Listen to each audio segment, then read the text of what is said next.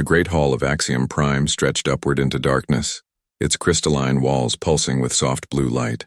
Representatives from 47 civilizations filled the chamber, their forms as varied as the stars themselves. Some floated in containment fields, others stood on multiple legs, and a few existed only as patterns of energy wrapped in magnetic bottles. But today all eyes turned toward the humans standing in the center of the room. Dr. Sarah Chen felt the weight of those stares pressing down on her shoulders. She stood straight in her formal diplomatic uniform, dark blue with silver stars representing the United Earth government. Beside her stood Admiral Marcus Webb, his military dress uniform crisp and perfect, his jaw set in a hard line. Behind them, 3 junior diplomats tried not to show their fear. The Archon of Axiom rose from its crystalline throne. The ancient being looked like living glass, constantly shifting colors from deep purple to brilliant gold. It had witnessed the rise and fall of 100 civilizations over its 20,000-year lifespan. Now it would witness the judgment of humanity. This council convenes to decide the fate of species designation human.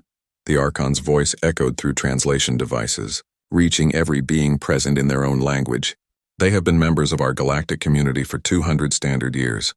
In that brief time, they have caused more disruption than any species in recorded history. Sarah wanted to object, but she knew protocol. She would have her chance to speak. For now, she had to listen to the accusations. The first speaker floated forward. Ambassador Threll of the Cordanian Empire resembled a jellyfish made of starlight, its tentacles drifting in the air. The humans have expanded into 15 star systems without proper authorization. They terraform worlds at an alarming rate, changing entire ecosystems to suit their needs. They show no respect for the natural order of things. We followed all established protocols, Sarah muttered under her breath. Admiral Webb put a warning hand on her arm. Next came Ambassador Vox, a towering insectoid creature with 4 arms and compound eyes that reflected rainbow colors. The humans negotiate with quarantined species. The Council placed restrictions on the Zalari for good reason. They are violent and unpredictable. Yet the humans sent diplomatic missions to their worlds, undermining our authority. The Zalari aren't violent, Sarah whispered. They're just different. They communicate through combat displays, not actual fighting. The accusations continued for 2 hours. The humans were too aggressive, too adaptable, too curious, too willing to break rules they considered unjust, too quick to question authority, too dangerous to remain in council space. Finally, the Archon raised one crystalline limb for silence. Dr. Chen, you may now speak in humanity's defense. Sarah stepped forward. She had prepared a speech, carefully crafted words designed to appeal to logic and reason. She had practiced it 100 times. But looking up at the assembled council, seeing the fear and disgust in their various eyes and sensory organs, she knew her prepared words would mean nothing. She spoke from her heart instead. 200 years ago, humanity received your first contact message. We were thrilled. We weren't alone in the universe. We had so much to learn, so much to share. We came to you with open hands and open minds. Sarah's voice carried across the silent chamber. And what did we find? A council of civilizations that had stopped growing. You've maintained the same borders for 10,000 years. The same rules. The same fears. You're not a community of explorers anymore. You're a retirement home for species afraid of change. Angry sounds erupted from the assembled delegates. The Archon did not call for silence. Yes, we expanded quickly, Sarah continued, her voice rising, because we found empty systems you'd marked as too difficult to settle. We terraformed worlds you deemed unsuitable because you lacked the will to try. We spoke to the Zalari because we bothered to learn their language, their culture, their customs. And what we discovered is that they're not violent at all. They're poets. Warriors poets, yes, but poets nonetheless. You quarantined them out of fear, not justice. Enough. The Archon's voice boomed like thunder. You prove our point with every word. Humanity is too disruptive, too chaotic. You follow your own path regardless of established law. We follow unjust laws when we must, Sarah shot back. But we question them. We push boundaries, we grow, and that terrifies you. Admiral Webb stepped forward now, his voice calm but hard as steel. If you want us gone, just say so. But don't pretend this is about law or justice. This is about fear. You're afraid that in another 200 years humanity will have surpassed you. That other young species will look at us and see what's possible. That your comfortable, stagnant little empire will be forced to change or be left behind. The chamber erupted in chaos. Delegates shouted in a dozen languages. Some called for the humans to be imprisoned. Others demanded immediate expulsion. A very few, remained silent and thoughtful. The Archon waited for the noise to die down. When it spoke again, its voice was cold. We will vote. The question before this council is simple. Should humanity be exiled beyond the outer veil, removed from council space and forbidden to return? The outer veil. Sarah felt her stomach drop. The veil was a region of space filled with spatial anomalies, collapsed stars, and gravitational nightmares. Dozens of species had tried to settle there over the millennia. All had failed. Some had vanished completely. It was essentially a death sentence disguised as exile. All in favor of exile, the Archon called. Lights began to glow throughout the chamber as delegates cast their votes. Sarah counted them, her heart sinking with each new light. 43 civilizations voted yes. Only 4 voted no. The Zalari, speaking through their combat display translator, had voted to keep humanity. So had the Yotani, the preserved minds of Krelix, and surprisingly the ancient singers of the deep. The vote is decided, the Archon declared. Humanity is hereby exiled from council space. You have 10 standard years to remove all your people, ships, and installations from any world within council jurisdiction. After that time, any human presence will be considered an act of war and dealt with accordingly. 10 years. To move 40 billion people and all their infrastructure across hostile space into a region where nothing survived. Sarah felt numb, but Admiral Webb was smiling. It was not a pleasant smile. 10 years, he said loudly. We'll do it in 8. And when we're gone, you'll have your stagnant peace back. Enjoy it while it lasts. The Archon's crystalline form flickered with irritation. Is that a threat, Admiral? No, Sarah said, finding her voice again. She stood tall, and now she was smiling too. It's a promise. You're not exiling us, Archon. You're setting us free. For 200 years we've played by your rules, constrained by your fears, held back by your limitations. You're giving us permission to stop trying to fit into your dying civilization. You're giving us permission to become what we were always meant to be. She turned to address not just the Archon, but every delegate in the chamber. 200 years from now, 1,000 years from now, 10,000 years from now, humanity will still be here. We will survive. We will grow. We will thrive in places you fear to go. And when your comfortable little council finally crumbles, when the next great crisis comes and you realize your stagnation has left you helpless, don't come asking us for help, because we'll remember this day. We'll remember how you chose fear over friendship, isolation over integration, death over growth. This council is adjourned, the Archon said quickly, clearly wanting to end this before Sarah said anything else. The human delegation was escorted from the chamber by armed guards. Not because they were dangerous, but because several delegates had called for their immediate execution. The council's vaunted civilization only went so deep. Once outside the Great Hall, Admiral Webb let out a long breath. That went about as well as expected. We're dead, one of the junior diplomats said, her voice shaking. The Veil is a graveyard. We can't move 40 billion people through that hell in 10 years. Yes, we can, Sarah said firmly. She pulled out her communication device and began recording a message. Because we're human, we've survived ice ages, plagues, world wars, and the colonization of Mars when everyone said it was impossible. We'll survive this too.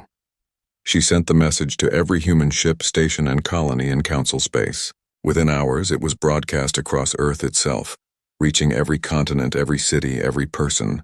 This is Dr. Sarah Chen, Earth's ambassador to the Galactic Council.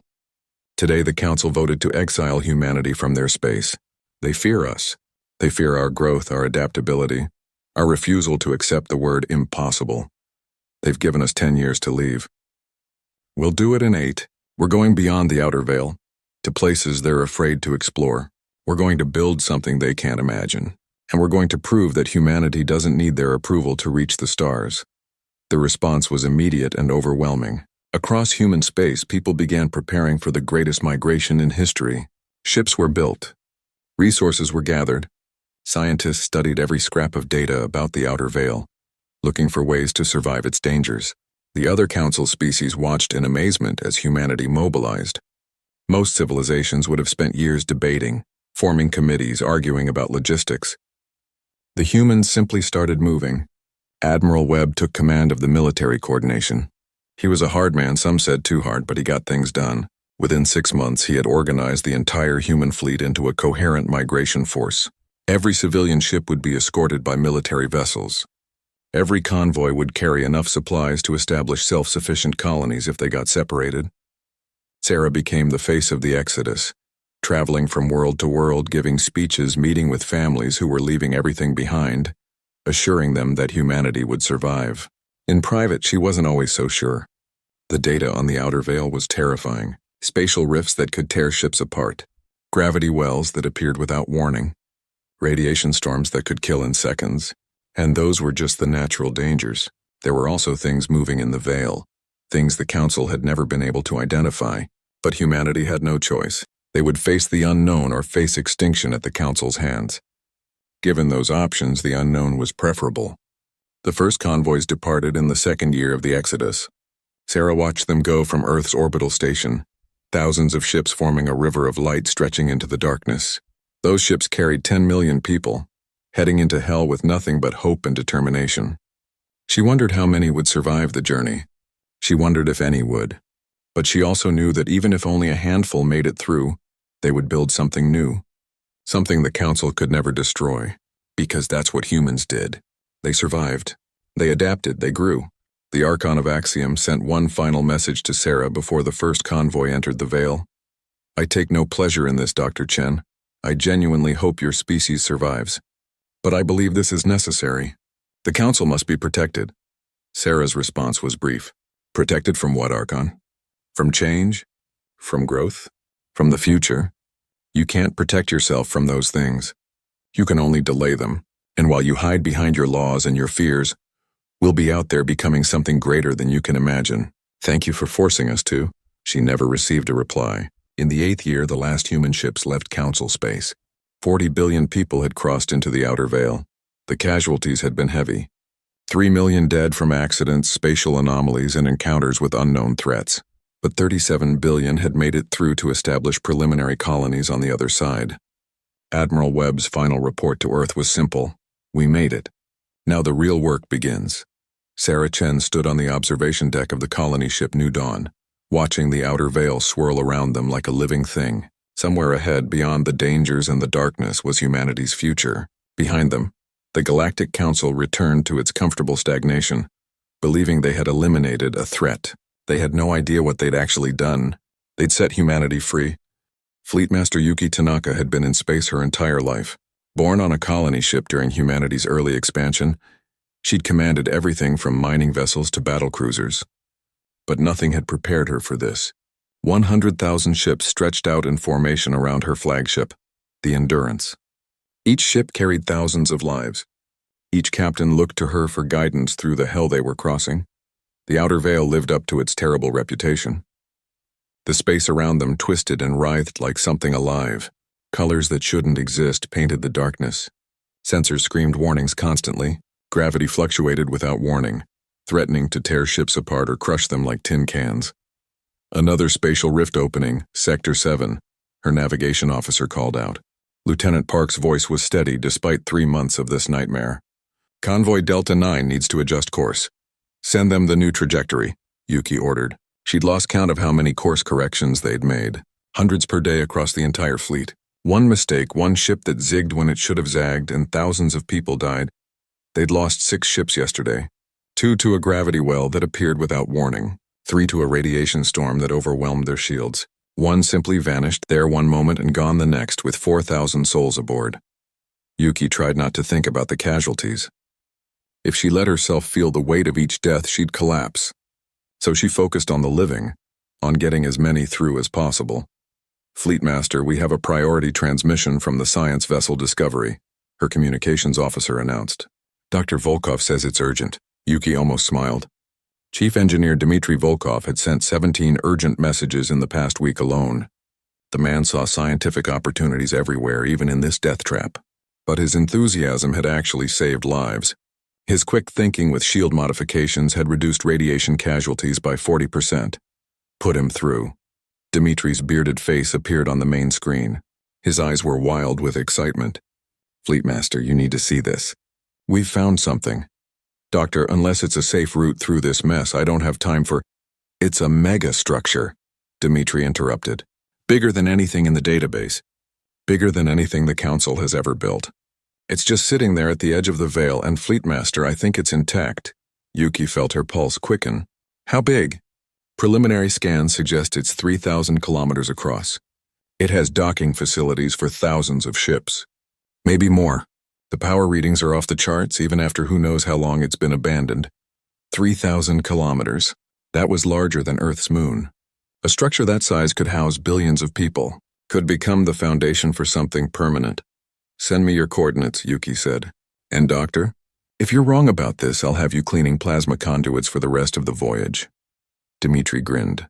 If I'm wrong about this, I'll clean them with my toothbrush. It took 3 days to redirect the fleet toward the coordinates. 3 days of holding her breath, hoping the structure was real and not some sensor ghost or spatial anomaly. They'd had enough disappointments already. But when the Endurance finally came within visual range, Yuki understood Dimitri's excitement. The structure hung in space like a monument to impossible engineering. It was roughly spherical, its surface covered in geometric patterns that hurt to look at too long. Massive towers jutted out at regular intervals, each one large enough to be a city. Docking ports dotted the surface like craters on a moon. And deep within the structure, visible through transparent sections of hull, machinery still glowed with faint light. Life support systems are minimal but functional, Dimitri reported. He'd brought the Discovery alongside the Endurance to give his report in person. Gravity generators still work in most sections. The structural integrity is solid. Fleetmaster, this thing was built to last forever, and I think we just found humanity's new home. What about the builders? Yuki asked. Who made this? Unknown. The architecture doesn't match any known civilization in the Council database. Some of the engineering principles are familiar, but the execution is far beyond anything we can do. The metal they used for the hull is something new. We're still analyzing it. But here's the interesting part. Dimitri pulled up a holographic display. We found inscriptions throughout the structure. They're in a language we don't recognize, but we've identified what we think is a name. Over and over, carved into walls, etched into machinery, written in patterns of light. The word translates roughly to architects, the architects. Whoever they were, they'd built this impossible thing and then vanished. The question was why? Any signs of what happened to them? Yuki asked. None. The structure's clean. No bodies, no personal effects, no signs of battle or disaster. It's like they just finished building it and then walked away.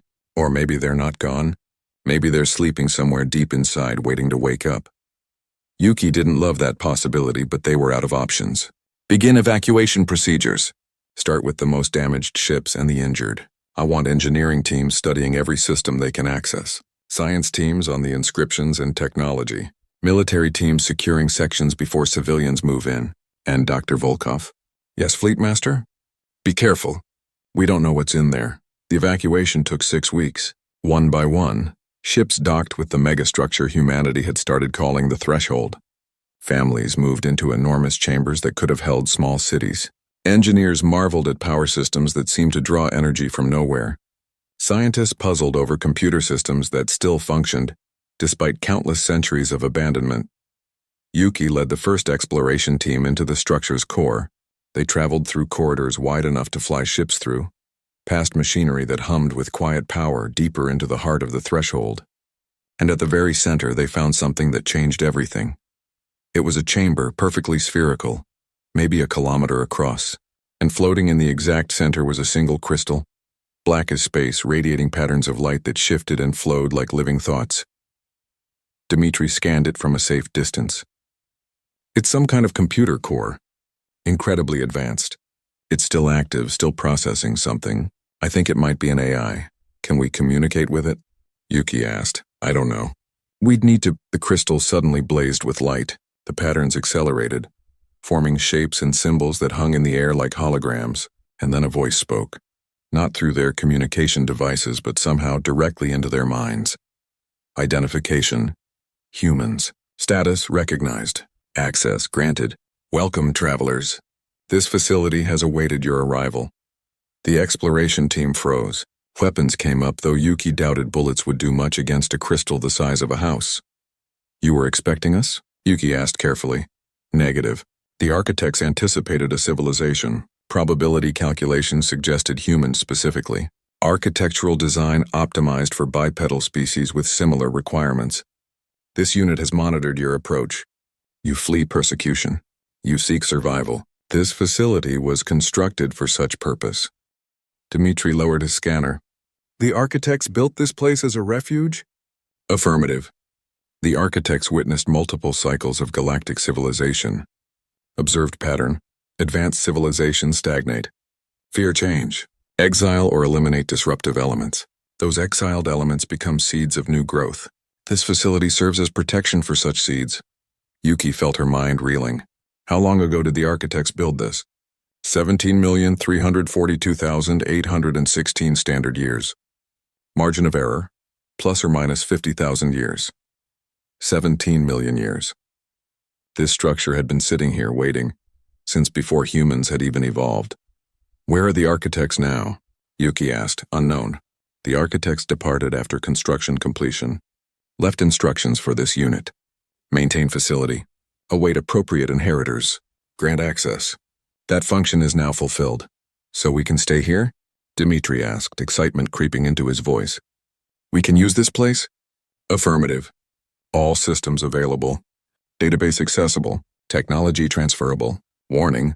Facility designed as temporary shelter. Recommend expansion into surrounding space. Develop independent infrastructure. Threshold intended as foundation, not destination. Yuki understood. The architects hadn't just left them a shelter. They'd left them a gift, a head start, a chance to become something greater. What do we call you? She asked the AI. The patterns of light shifted, forming something that might have been a smile. Designation memory. This unit preserves architect knowledge. Will assist human development. Query. Do you accept this arrangement? Yuki looked at her team, saw wonder and hope in their faces for the first time since the Exodus began, saw possibilities opening up like flowers. We accept, she said, and thank you. Thank you for waiting. News of the threshold spread through the fleet like wildfire, the structure that could house billions, the AI that offered knowledge and assistance, the technology that could give humanity an edge in this hostile region of space. More ships arrived every day. The casualties decreased as they established safe routes to the threshold. Engineers began reverse engineering architect technology under memory's patient guidance. The black crystal turned out to be astonishingly helpful, answering questions, explaining principles, guiding humanity toward understanding that would have taken centuries to achieve on their own. Sarah Chen arrived in the 40th week of settlement. She'd been managing the tail end of the Exodus, ensuring no one got left behind in council space. Now she stood on a balcony overlooking one of the threshold's massive internal chambers, watching human children play in parks built among alien architecture. It's beautiful, she said softly. Yuki stood beside her. The fleet master looked exhausted but content. Memory says the architects would be pleased. They built this place hoping it would be used. Now it's full of life again. How many did we lose? Sarah asked. It was the question she'd been dreading. Final count. 3,700,000. Most in the crossing. Some to accidents during settlement. A few to disease outbreaks before we got medical fully operational. 3 million lives. Sarah felt the weight of those deaths settle on her shoulders. 3 million people who would never see humanity's new home, who died because the Council's fear and her defiance. It's not your fault, Yuki said quietly, reading her expression. I know, but that doesn't make it easier. No. But look down there, Ambassador. 37 billion people survived. 40 billion once the last stragglers arrive. We crossed an impossible barrier and found something miraculous. We're building a new civilization. Those 3 million didn't die for nothing. They died so the rest of us could live.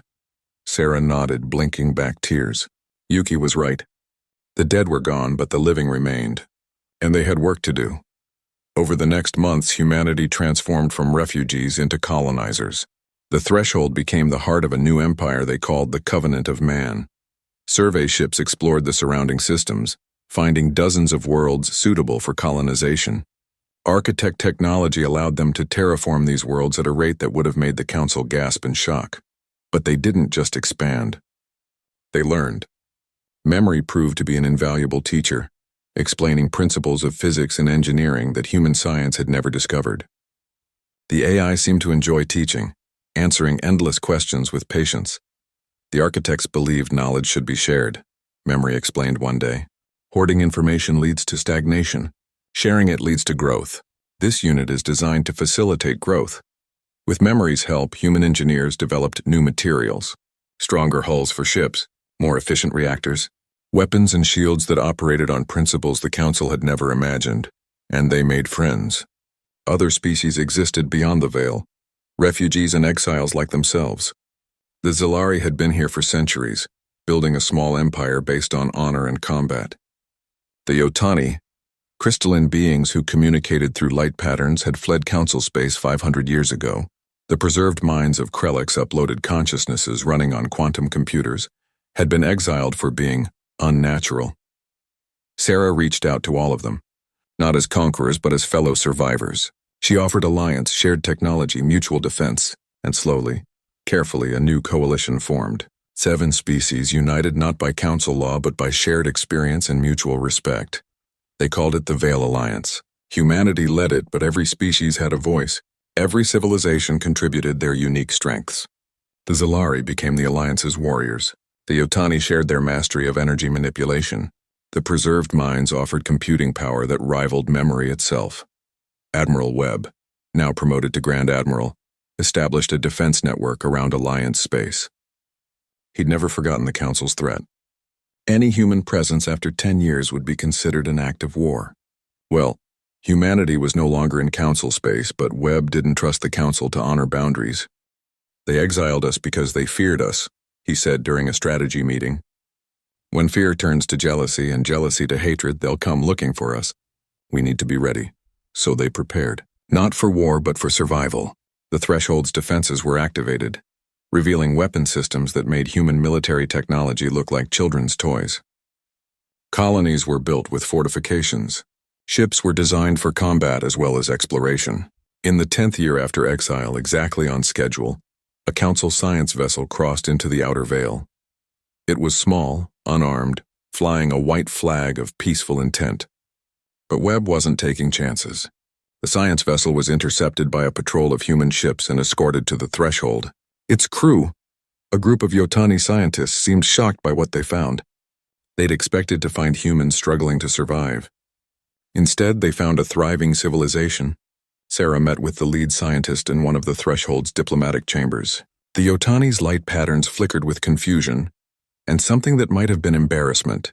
"We came to check on you," the scientist said through a translator.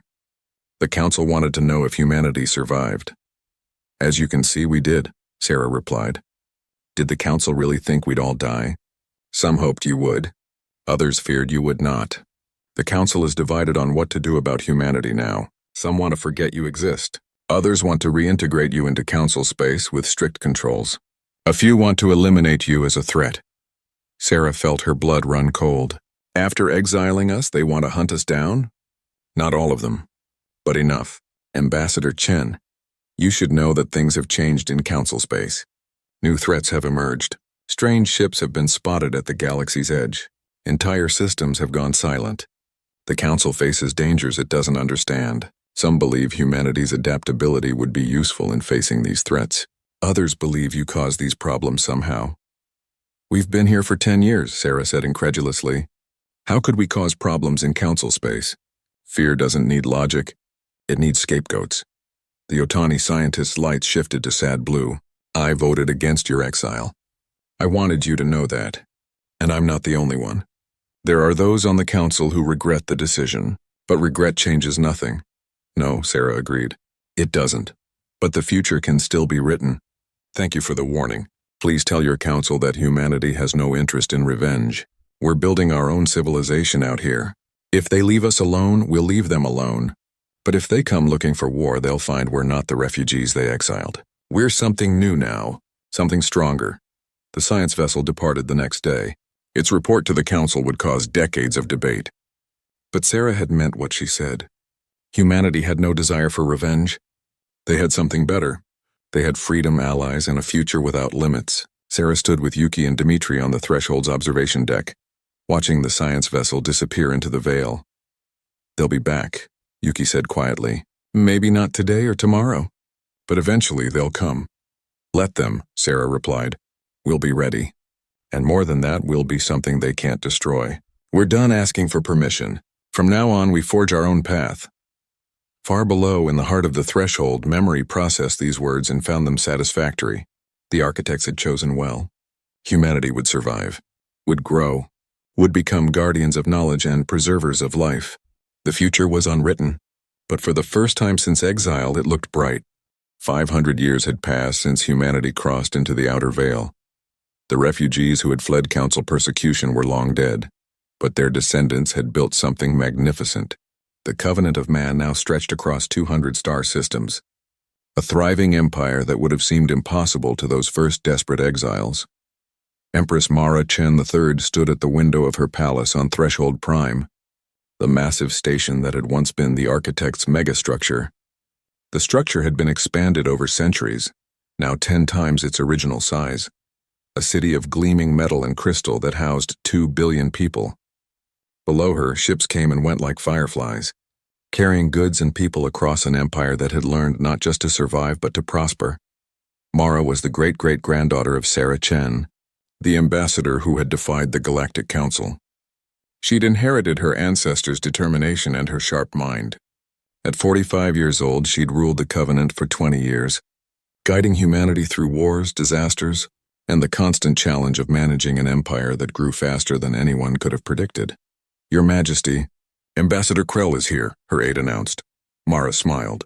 Krell was one of her favorite visitors. The reptilian diplomat represented the Zalari Confederacy, humanity's closest ally in the Veil Alliance. He stood 2 meters tall, his scales shifting through patterns of green and gold when he was relaxed. Right now, those scales showed concern, flickering with reds and oranges. Ambassador, Mara greeted him warmly. Your scales tell me you bring troubling news. Krell's mouth opened in what passed for a Zalari smile, showing rows of sharp teeth. Your species learns our language better every generation, Empress. Yes, I bring concerning reports. Our scouts detected something at the galaxy's edge. Ships, but not like any we've seen before. They move in swarms, consuming everything in their path. The Council has already lost 2 systems. Mara felt her stomach tighten. She'd heard rumors of something like this, but nothing confirmed. How long ago? 3 months. The Council tried to keep it quiet, but word spreads. They call this threat the Devourer Swarm. Every ship that's engaged them has been destroyed or absorbed. The Council is frightened, Empress. More frightened than they've been in 10,000 years. Good, Mara said coldly. Let them taste the fear they inflicted on humanity 500 years ago. Krell's scales flickered with surprise. You would let them fall? Millions will die. Billions died when they exiled us, Mara countered. 3 million of my ancestors died crossing the veil. The Council made their choice. Let them live with the consequences. But even as she said it, Mara felt doubt. Was she being just or simply vengeful? She dismissed Krell with promises to consider the situation and retreated to her private chambers to think. She wasn't alone for long. Memory's avatar materialized in the room, a holographic figure made of light that resembled a human but with features that constantly shifted and changed. The AI had developed a personality over the centuries, becoming more than just a tool. It was a friend, an advisor, and sometimes an uncomfortable conscience. You are troubled, Empress, Memory observed. The Council is facing destruction. Part of me wants to help them. Another part wants to watch them burn. Both reactions are understandable, but neither is strategic. Memory's avatar settled into a chair that didn't exist, a purely aesthetic choice the AI had developed. The Devourer Swarm will not stop with Council space. If unchecked, it will eventually reach the Veil. The question is not whether to help, but whether to help the Council or prepare to face the threat alone. Mara knew Memory was right. What do we know about the swarm? Very little. The architect's records contain no mention of such entities. This suggests either they are new, or they come from beyond the galaxy. Analysis of Council transmissions indicates the swarm targets technology. They seem drawn to energy signatures from standard FTL drives and reactors. And our technology? Mara asked, a cold feeling settling in her chest. Our temporal anchor stations operate on different principles. The architects designed them to exist partially outside normal spacetime. The swarm may not detect them. This is theoretical, however. Confirmation would require observation, Mara made her decision. Send scout ships. I want to see this swarm for myself. But use ships with temporal shielding.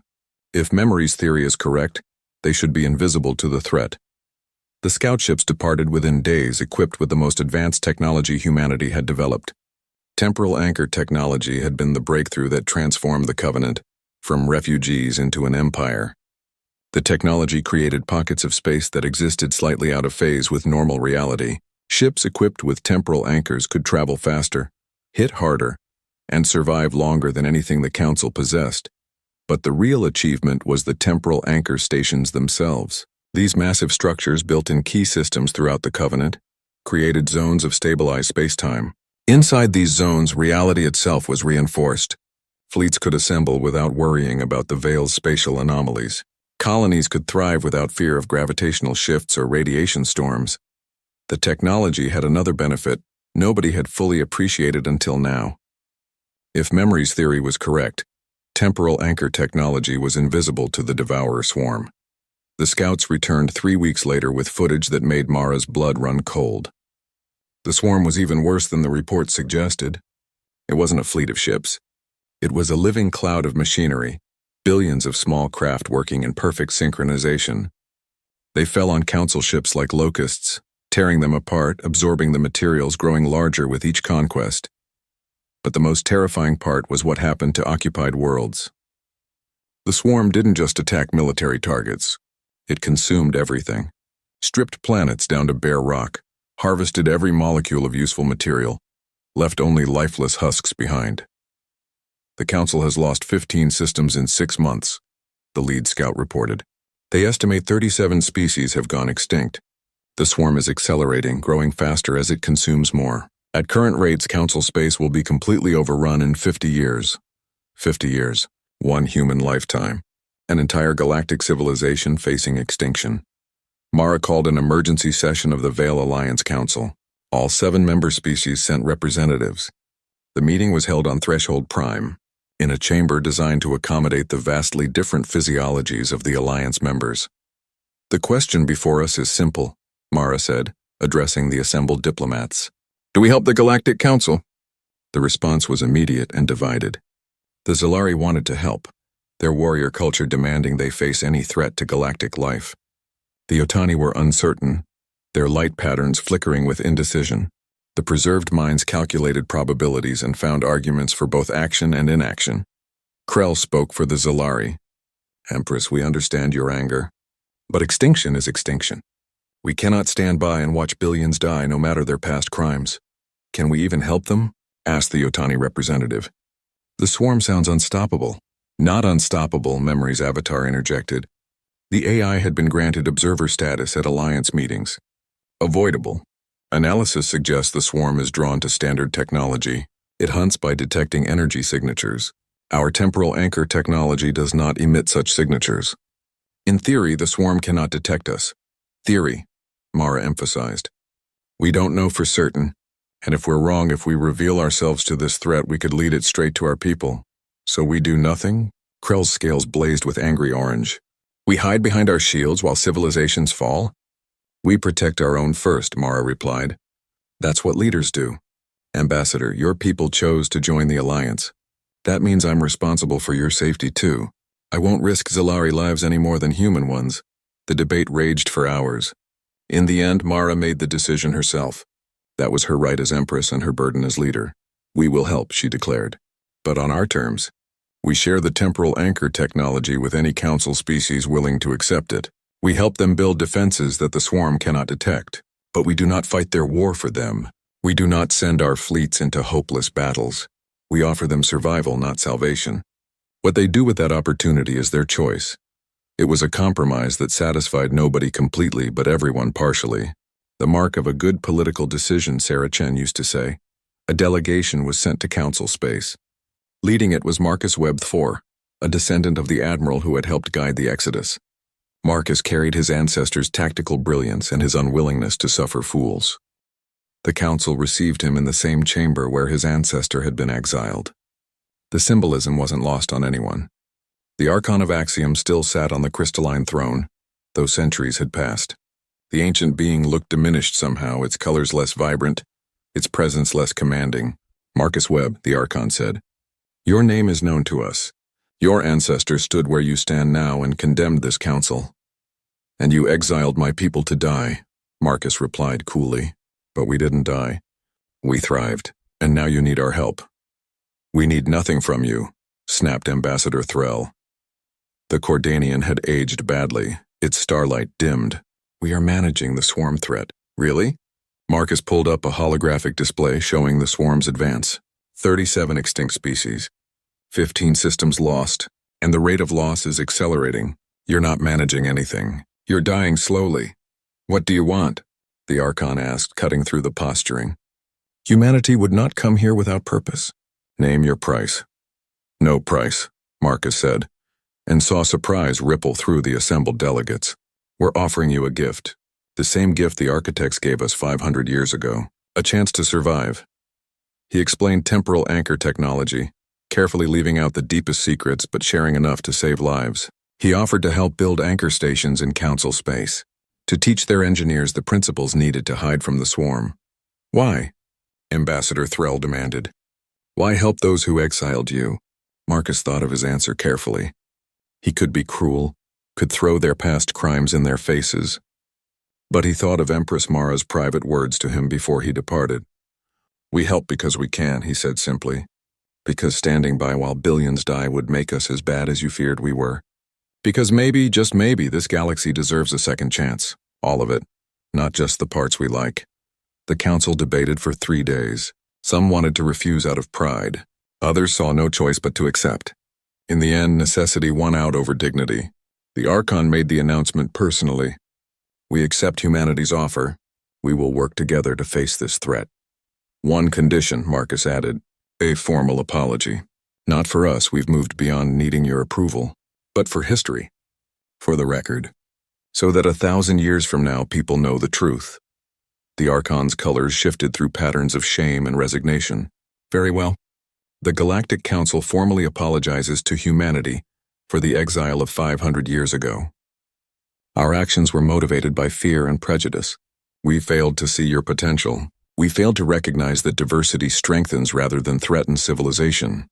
It wasn't enough. Words could never undo 500 years of separation, or the 3 million who died in the crossing. But it was something. A start.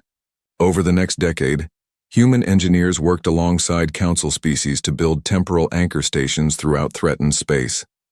It was strange watching humanity teach technology to civilizations that had once considered them primitive. Strange but satisfying. The anchor stations worked. Systems protected by temporal technology became invisible to the swarm. The advance slowed, then stopped. The council had been given breathing room to organize a proper defense. But Empress Mara never forgot the lesson. The council had failed because they'd grown complacent. They'd stopped innovating, stopped adapting, stopped preparing for the unexpected. Humanity would not make the same mistake. She initiated the Eternal Protocols, a project so ambitious it would take centuries to complete. Advanced AI systems would be created to preserve human civilization. Backup databases would be hidden throughout Covenant space. Technology would be encoded into the very structure of their anchor stations, ensuring it could never be lost. "We're building an empire that time itself cannot destroy," she told her advisors. "An empire that will survive any catastrophe, any threat, any disaster. Not because we're stronger than everyone else, but because we refuse to stop adapting." The project consumed resources, cost fortunes, required the finest minds of multiple generations. But slowly, piece by piece, it came together. Ambassador Krell visited Mara on her deathbed, 60 years after that first meeting about the swarm. She was old now, her hair white, her body failing despite the best medical technology. "You saved the council," Krell said, his scales gentle green. "They owe you everything." "I saved civilization," Mara corrected. "All of it. Because that's what humans do. We survive and we help others survive. Not because we're better than anyone else, but because we remember being the ones who needed help." She died that night surrounded by family. Her daughter took the throne and continued her work, as did her granddaughter and her great-granddaughter, through generations. The covenant of man grew stronger. The Eternal Protocols neared completion, and humanity proved that sometimes the greatest act of strength is choosing mercy when you could choose revenge. The council never forgot the lesson. Neither did humanity. Captain James Webb stared at his orders and felt his stomach twist into knots. The message was clear, direct, and completely against everything he believed in. All Covenant military vessels are to maintain defensive positions. Under no circumstances are ships to enter Council space. Refugees attempting to cross into the Veil are to be turned away at the border. This order comes directly from the Empress. Failure to comply will result in court-martial. James read it 3 times, hoping somehow the words would change. They didn't. The Covenant, the empire his ancestors had built from exile and suffering, was abandoning the Galactic Council to die. 1,000 years had passed since humanity crossed the outer veil. The young species that had been exiled, in fear and disgrace, had become something the Galactic Council couldn't have imagined. The Covenant of Man now controlled 500 systems. Their technology surpassed anything Council species had developed in their 10,000 years of civilization.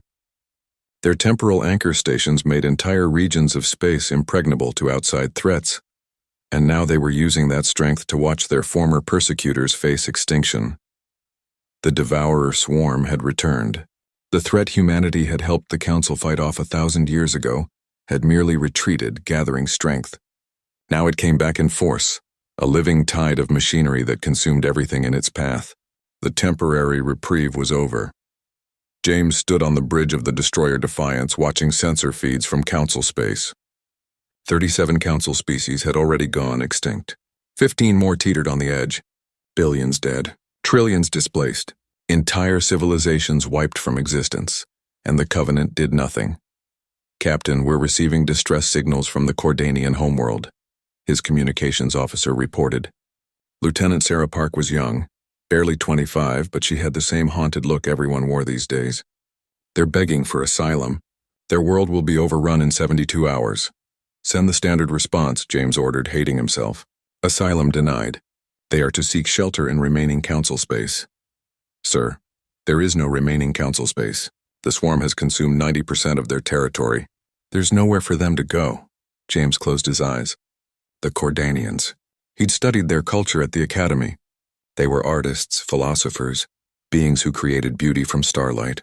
They'd voted for humanity's exile 1,000 years ago, but those who voted were long dead. The beings dying now were innocent. Send the response anyway, Lieutenant. After his shift, James retreated to his quarters and pulled up the historical records. He needed to understand how they'd reached this point. How the empire his ancestors built on survival and mercy had become so cold. The answer, he discovered, lay in 3 bitter years 5 decades ago. The Galactic Council, facing the swarm's return, had sent desperate pleas for help. Empress Kaya Chen, Sarah Chen's 32nd direct descendant, had proposed intervention. The Covenant had the technology to save Council species. The temporal anchor stations could hide entire populations from the swarm. But the Covenant Parliament had voted against intervention. The debate had been fierce, angry, painful. Those who remembered the exile, who'd grown up on stories of the 3 million who died in the crossing, wanted justice. Not revenge exactly, but balance. The Council had chosen to exile humanity. Now humanity chose to let the Council face consequences. The vote was close. 51% against intervention, 49% for. But in the Covenant's democratic system, the majority ruled. Empress Kaya had bowed to the will of her people, even though James could see in the historical footage that it broke her heart. That was 50 years ago. In those 50 years, the swarm had consumed most of the galaxy. Species that had flourished for millennia vanished in months. Worlds that had seen 1 billion sunrises went dark and silent, and the Covenant watched it happen. James couldn't sleep that night. He kept seeing the Cordanian distress signals, kept hearing the desperation in their voices, kept thinking about his ancestor, the first Admiral Webb who'd helped save humanity through the Exodus. What would the old Admiral think of his descendant now? Would he understand? Would he approve? James doubted it. At thorough 300 hours, James made his decision. It was probably going to end his career, might end his life. But he couldn't live with himself if he did nothing. He called a meeting of his senior officers in the briefing room. All 12 of them answered his summons, confused and worried. Unauthorized meetings were grounds for investigation. I'm going to disobey orders, James told them bluntly. I'm taking the Defiance into Council space to evacuate refugees. Anyone who wants to can report me right now. Anyone who wants to come with me, stay. For a long moment, nobody moved. Then Lieutenant Park stood. "I'm with you, Captain. My grandmother told me stories about the Exodus, about how the Zalari helped us when nobody else would, how the Yotani shared their technology. We owe the galaxy more than this." One by one, the other officers stood. All 12. James felt relief and terror in equal measure. "We're going to face court-martial," he warned them. "All of us." "Then we'll face it together," his executive officer said. "Sir, permission to speak freely?" "Granted." The Covenant was built by people who refused to give up, who chose to help others even when they'd been wronged. Somewhere along the way, we forgot that. Maybe it's time we remembered. The Defiance broke formation 6 hours later, accelerating toward Council space.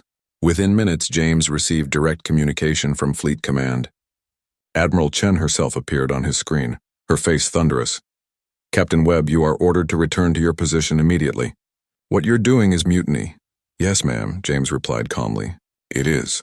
I will have you arrested. You will spend the rest of your life in prison." "Perhaps, ma'am. But I won't spend it knowing I could have saved lives and chose not to. My ancestor helped save humanity during the Exodus. I'm going to help save whoever I can now." "The Council exiled us," Admiral Chen shouted. "They left us to die." "The people dying now didn't make that choice, Admiral. They're victims of decisions made 1,000 years ago, and if we let them die for crimes they didn't commit, we're no better than the Council that exiled us." The Admiral's expression shifted from anger to something more complex. Pain, maybe, or shame. "I can't countermand the Empress's orders," she said quietly. "But Captain Webb?" "Yes, ma'am?" "The communication systems in your sector are experiencing unusual interference. It may take several days to re-establish contact with your vessel. I trust you'll use that time wisely." The screen went dark. James let out a breath he didn't know he'd been holding. The Admiral was giving him time. Not much, but some. The Defiance crossed into what had once been Council space 3 days later. The devastation was worse than the sensor feed suggested. Entire systems reduced to debris fields, planets stripped to their cores, and everywhere the swarm, billions of small craft moving in perfect coordination. But James noticed something the Council had missed, something crucial. The swarm moved in patterns. It was drawn to energy signatures from standard FTL drives, just as memory had theorized 1,000 years ago. It hunted by detecting technology, and the Defiance, equipped with temporal anchor technology, was invisible to it. James navigated through swarm-infested space like a ghost ship, slipping between hunting packs of enemy craft. The swarm passed within kilometers, never knowing they were there. It was terrifying and exhilarating in equal measure. The Cordanian homeworld was dying when they arrived. The swarm was already in the upper atmosphere, beginning the harvest. But millions still survived in underground shelters, hoping for a rescue that wasn't coming. "All hands, prepare for emergency evacuation," James ordered. "We'll take on as many as the ship can hold. Pack them in if you have to. Power, life support, artificial gravity. Everything goes to supporting maximum passenger load." The Defiance could normally carry a crew of 200. Over the next 6 hours, they loaded 10,000 Cordanians. The ship was packed beyond any safety regulation. Refugees crowded into cargo bays, engine rooms, even the reactor shielding areas. It was dangerous and desperate and absolutely necessary. As they pulled away from the dying world, James watched the swarm complete its harvest. The Cordanian homeworld, a planet that had existed for 4 billion years, was reduced to a lifeless rock in 3 days, but 10,000 survived who wouldn't have. It wasn't enough. It would never be enough. But it was something. Word of the Defiance's mission spread through the Covenant military like wildfire. Within weeks, other ships began to experience communication difficulties. Dozens of vessels, then hundreds, quietly crossed into Council space on unauthorized rescue missions. The Covenant government was forced to respond. Empress Lyra Chen Elsa Pil, a woman in her 30s who'd inherited a crisis not of her making, addressed the entire empire in a broadcast. "I stand before you today to speak of a difficult truth," she said. Her face was grave but composed. "Our empire was built by people who survived exile, who overcame impossible odds, who chose mercy and growth over bitterness and stagnation. We have forgotten that. In our anger over past wrongs, we have committed a wrong of our own. We have stood by while billions died, and that is unacceptable." The Empress paused, gathering herself. "I am hereby countermanding the previous orders. Covenant ships are authorized to conduct rescue operations in former Council space. We will not fight the Swarm's war for them, but we will save those we can. We will offer shelter to refugees. We will remember that we were once refugees ourselves. The response was immediate and divided. Half the Empire cheered. The other half condemned her as a traitor to humanity's memory. The Covenant Parliament began proceedings to remove her from power. But Lyra Chen didn't back down. She personally led a fleet into the heart of Council space to rescue the Archon of Axiom. The ancient crystalline being had ruled the Council for 20,000 years. It had witnessed the rise and fall of countless civilizations. It had voted to exile humanity 1,000 years ago. Now it sat alone in a dying throne room waiting for the swarm to arrive. When Empress Lyra entered the chamber, the Archon's colors shifted to surprise blue. Empress Chen, I did not expect to see you again. I came to offer you asylum, Lyra said. You and any council members who wish to survive. Why? The Archon's voice was filled with genuine confusion. We exiled your people. We left you to die. Why show us mercy now? Lyra thought of her answer carefully. She thought of Sarah Chen's defiant speech 1,000 years ago. She thought of Admiral Webb guiding 40 billion people through hell. She thought of Empress Mara choosing to help the Council despite every reason not to. Because mercy is not weakness, she said finally. Because choosing to help those who wronged us makes us stronger, not weaker. Because if we let you die out of spite, we become the monsters you feared we were. And because Sarah Chen, the woman you exiled, would have done the same. The Archon's colors shifted through patterns of shame and gratitude. I am sorry. For the exile. For the fear. For all of it. I was wrong, and my people have paid the price for my mistake. Yes, Lyra agreed. They have. But their children shouldn't pay for it too. Come with me, Archon. Bring whoever you can. The Covenant will give you shelter. They evacuated 17 council members that day. 17 survivors from 47 civilizations. It was all that remained of the Galactic Council that had ruled the galaxy for 10,000 years. The swarm continued its relentless advance. In the end, it consumed 90% of the galaxy. Only those regions protected by temporal anchor technology survived. The Covenant's territories, the Veil Alliance space, and a few scattered pockets where Council refugees had been given shelter. Captain James Webb was court-martialed as promised. The trial lasted 3 days. The prosecution argued he'd committed mutiny and endangered his crew. The defense argued he'd saved 10,000 lives and sparked a moral awakening in the Empire. The military court found him guilty of all charges. Then, in an unprecedented move, they suspended his sentence and promoted him to admiral. Empress Lyra personally pinned on his new rank insignia. You were right and I was wrong, she told him quietly. You reminded us who we're supposed to be.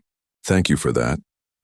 60 years after the Defiance's unauthorized mission, Admiral James Webb stood on Threshold Prime, looking out at an empire transformed. The Covenant now housed 7 billion refugees from former Council space. 17 species on the edge of extinction had been given new homes. It was crowded, chaotic, and difficult. It was also right.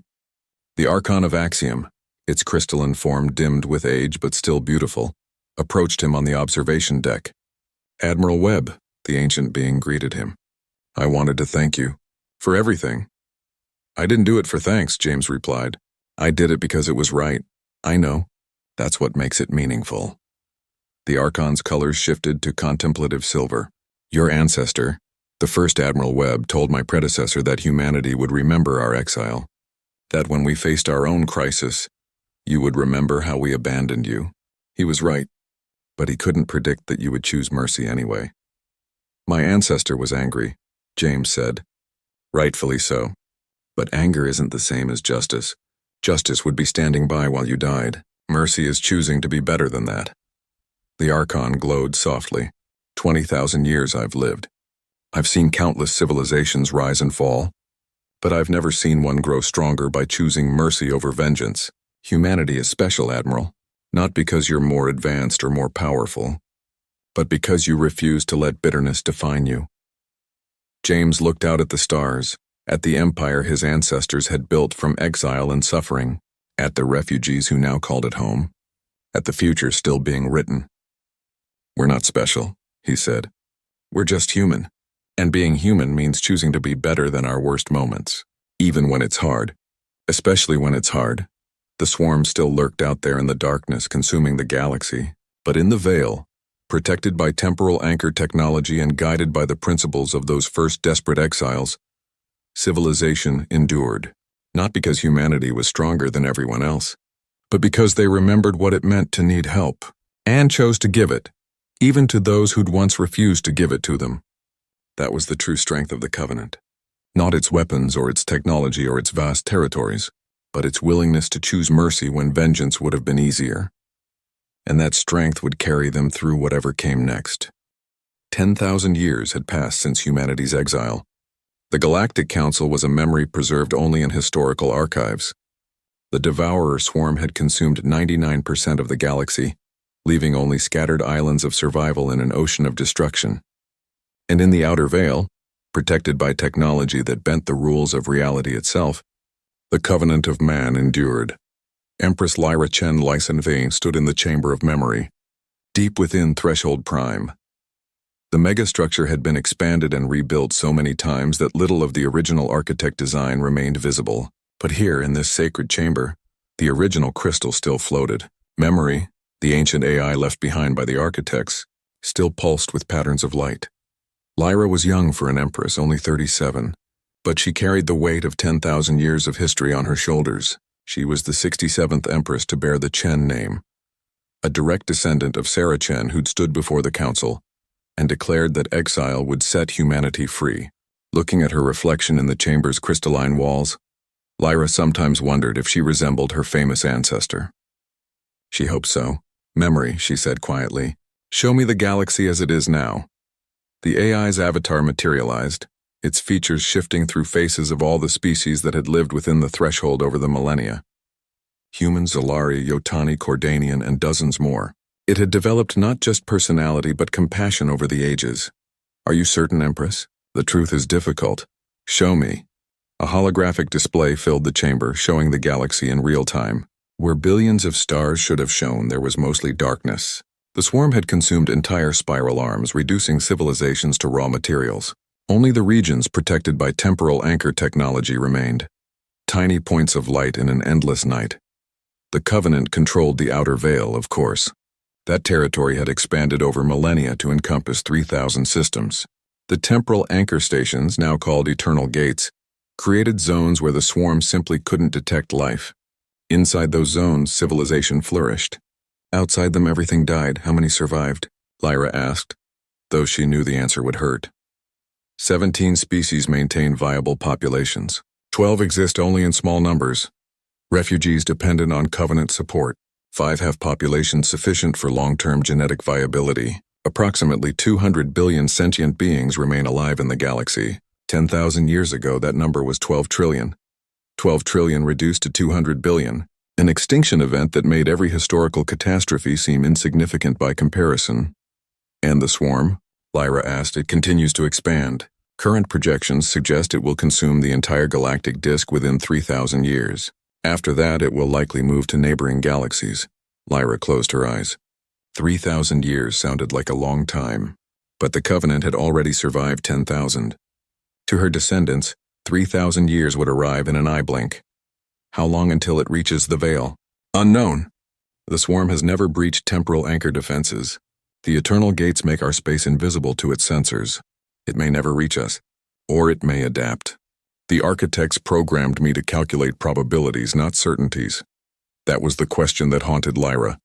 The temporal anchor technology had protected humanity for 10 millennia. But nothing lasted forever. Eventually, the swarm might evolve to detect them, or some other threat might emerge. The galaxy was dying and the Covenant stood alone. Memory, you told my ancestors that the threshold was designed as a temporary shelter, that it was meant to be a foundation, not a destination. I need to understand what that means. The AI's avatar solidified into something resembling an old man, perhaps Memory's way of emphasizing wisdom. The architects built this facility 17 million years ago. They were preparing for a threat they foresaw but could not prevent. A galactic extinction event. They created temporal anchor technology specifically to survive such an event. The swarm? They predicted this? Not specifically. But they predicted something like it. The architects studied galactic history across deep time. They identified a pattern. Every 50 to 100 million years, something emerges to reset the galaxy. Different mechanisms, but the same result: mass extinction. The architects believed this was not natural but designed, that something beyond the galaxy periodically cleared it out. Lyra felt cold despite the chamber's comfortable temperature. Why? That information was not provided. But the architects created solutions: the temporal anchor technology, the eternal protocols, and this facility, designed to house survivors until the threat passed. Then to help them rebuild: the eternal protocols. Lyra had heard the term her whole life but never fully understood it. Explain. During Empress Mara Chen III's reign, 1,000 years after exile, she initiated a program to ensure human civilization could survive any catastrophe. Advanced AI systems to preserve knowledge, backup databases hidden throughout Covenant space, technology encoded into the structure of eternal gates themselves, and something more. Memory paused, its avatar flickering. The eternal protocols included a failsafe. If the swarm or any other threat approached the veil, the eternal gates would activate their final function. They would phase the entire Covenant territory partially out of normal space-time, make it unreachable, untouchable, eternal. But doing so would require enormous power and would be permanent. Once activated, the Covenant could never return to normal space. How is that different from what we have now? Lyra asked. Current temporal anchor technology shifts matter slightly out of phase. The failsafe would shift it almost completely. You would exist in a pocket dimension, visible to the outside universe but untouchable. Time would flow differently inside. You could watch the galaxy die and be reborn. You could survive forever. But we'd be trapped, Lyra said slowly, cut off from the rest of reality. A museum of civilization rather than a living part of it. Precisely. The architects intended this as a last resort, a way to preserve some fragment of galactic life until the threat passed. They believed that after sufficient time, perhaps millions of years, the swarm or whatever emerged would move on.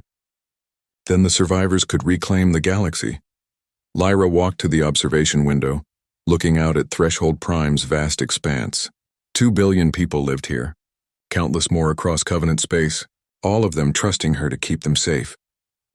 But in the veil, protected by the eternal gates, the Covenant remembered. They existed outside the causality wave's effects, observers to a change that rewrote history itself. Lyra Chen El-Sebama died 3 days after the reclamation. She was buried on Threshold Prime, in a crystal tomb beside Memory's chamber. Her last words were recorded for history. We were set free by exile. We survived by adaptation. We triumphed by choosing mercy. Let that be humanity's legacy. Empress Lyra Chen El-Sebama took the throne and immediately began the awakening protocol. The stasis chambers deep within the threshold were opened. One by one, the extinct species were restored. Civilizations dead for 17 million years woke to find themselves in a galaxy reborn. The council species were among them. The Cordanians, whose homeworld had been destroyed but now existed again in the restored timeline. The crystalline singers, the Yotani, all 47 species that had voted to exile humanity. The Archon of Axiom was restored from backup data, its consciousness uploaded into a new crystalline form. It awoke confused, remembering the swarm's approach, expecting death. Instead, it found itself in the chamber of memory, face to face with the young Empress. Welcome back, Archon, Lyra Lux said gently. You've been dead for 10,000 years. We brought you back. Why? The Archon's colors shifted through patterns of confusion and awe. The swarm is gone, erased from history. The galaxy has been restored. And we're offering you a choice.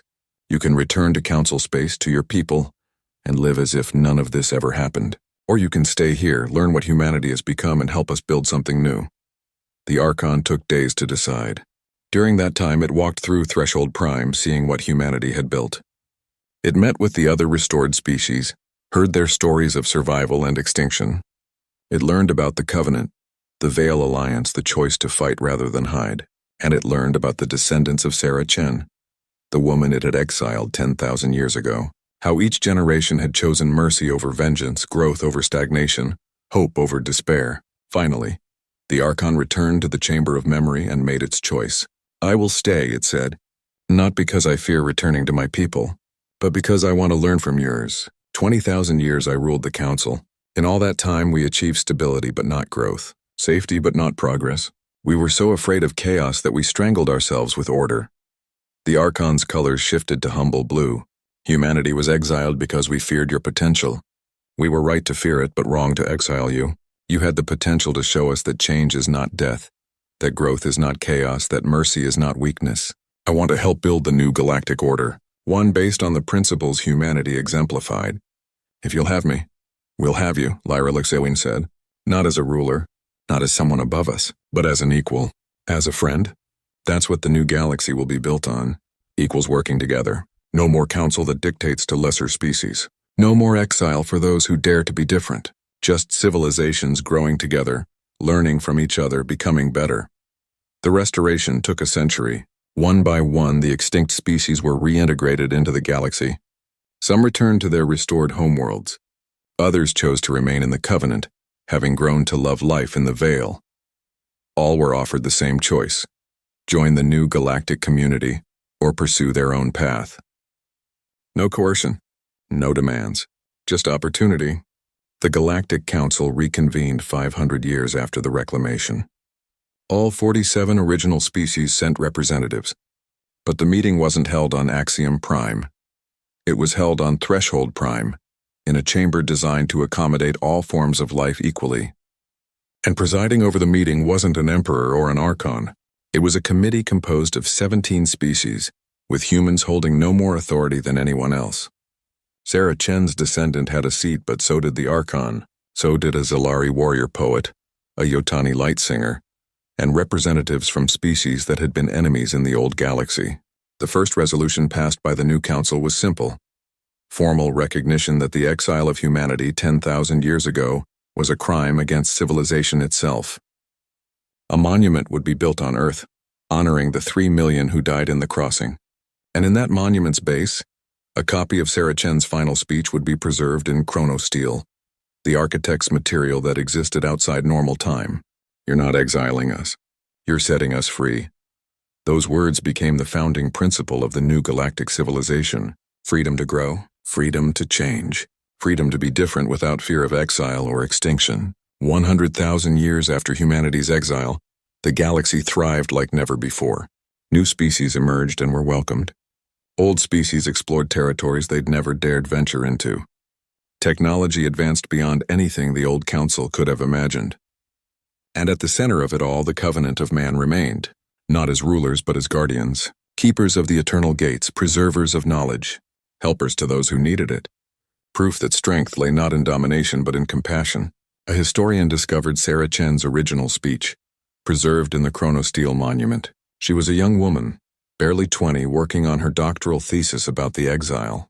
Her name was Arya Webb, descendant of the line that had guided humanity through its greatest challenges. Reading Sarah's words, Arya felt something shift inside her.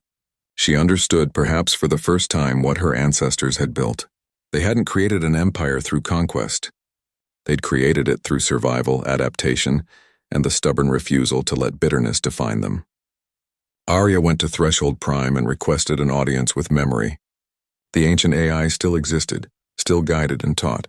Its avatar appeared, looking almost exactly as it had 100,000 years ago. "I want to understand," Arya said. "The architects built all this. They predicted the extinction cycle. They left tools for survivors, but why? What did they hope to achieve?"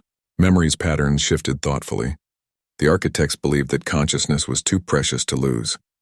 That intelligence, creativity, compassion, these were the galaxy's greatest treasures. They saw extinction events as tests. Species that survived them were strong enough, wise enough, compassionate enough to preserve life itself. They wanted to ensure that at least some would make it through, to carry the light forward into the darkness. And did we pass the test? Humanity passed it 10,000 years ago when you chose to help the Council despite your exile. You passed it again when you chose to fight the swarm rather than hide. And you passed it a third time when you chose to restore the extinct species rather than rule alone. Yes, Arya Webb, you passed the test. The galaxy is yours now, not to conquer, to protect. Arya looked out at Threshold Prime, at the ships coming and going, at the impossible structure that had housed humanity's rebirth.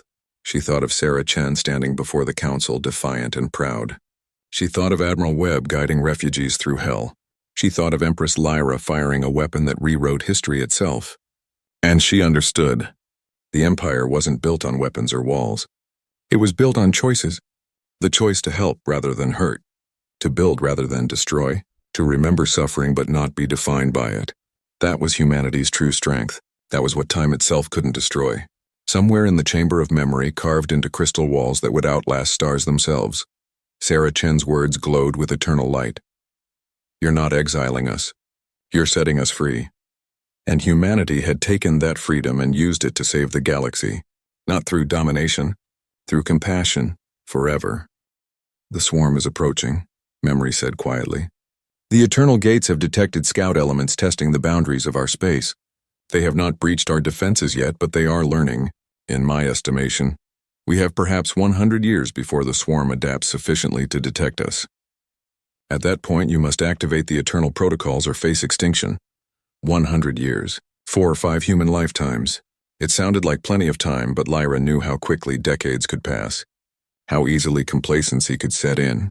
Is there another option? She asked. Some way to fight the swarm instead of hiding from it? The architects developed theoretical weapons. Temporal disruptors that could erase matter from existence.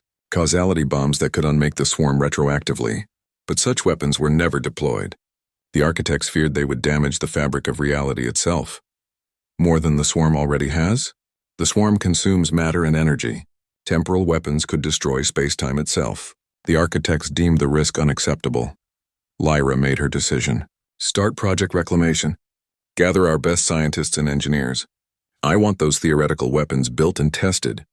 If we're going to hide in a pocket dimension for 1,000,000 years, I want to make sure we're the ones who decide when to emerge.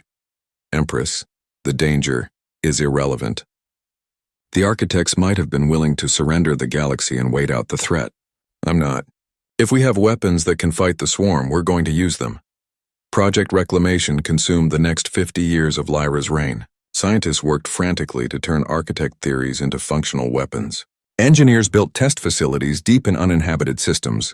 And Lyra prepared her people for what might be their species' greatest challenge. The weapons that emerged were terrifying. Temporal disruptors that fired beams of weaponized time, aging targets by thousands of years and seconds, causality bombs that could erase an object from history itself, reality anchors that could stabilize space-time even as it was being torn apart by temporal weapons. But the most important discovery came from an unexpected source. A young physicist named Maria Volkov, descendant of the engineer who'd first explored the threshold, made a breakthrough in understanding the swarm itself. It's not adapting to detect us, Maria explained at an emergency briefing. It's learning to exist partially out of phase with normal space, mimicking our technology. In another 50 years, it will be able to enter our territories regardless of temporal anchor protection. How do we stop it? Lyra demanded. We don't stop it. We erase it, not just the physical swarm, but its existence across time. The causality bombs can do that, but they require enormous power. Power we can only generate by using the eternal gates themselves. Lyra understood immediately. You want to weaponize our defenses. I want to turn the eternal gates into the largest causality weapon ever conceived. If we succeed, we'll erase the swarm from the timeline itself. It will never have existed. The galaxy will reset to a point before the swarm arrived. And if we fail, we'll tear a hole in space-time that could consume the entire galaxy. Make the swarm's damage look insignificant by comparison. Lyra consulted with memory, with her advisors, with the leaders of the 17 surviving species. The debate raged for months. Some argued for activating the eternal protocols, hiding in a pocket dimension until the threat passed. Others wanted to fight regardless of the risk. In the end, Lyra made the choice herself. That was her burden as Empress. We fight. Not because fighting is glorious or because we have no other option, but because hiding means abandoning the galaxy to die. If there's even a chance we can save it, we have to try. That's what humans do. That's what the Covenant was built on. The reclamation began 80 years after Lyra's reign started. She was old now, nearly 120 thanks to medical advances. But her mind was sharp and her determination unshaken. Every eternal gate in Covenant space began charging simultaneously. The power requirements were staggering. Entire star systems had their energy harvested to fuel the weapon. The process would take 20 years. The swarm detected the energy buildup and attacked. It came in force, a living tide of billions of craft. But the Covenant was ready. Temporal disruptors tore through swarm vessels, aging them into dust. Reality anchors stabilized space even as causality bombs erased enemy units from history. The Battle of the Veil lasted 5 years. It was the largest military engagement in galactic history.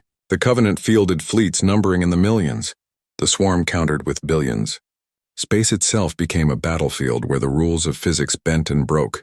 And slowly, inevitably, the Eternal Gates reached full charge. Lyra Chen L-17 stood in the Chamber of Memory for the last time.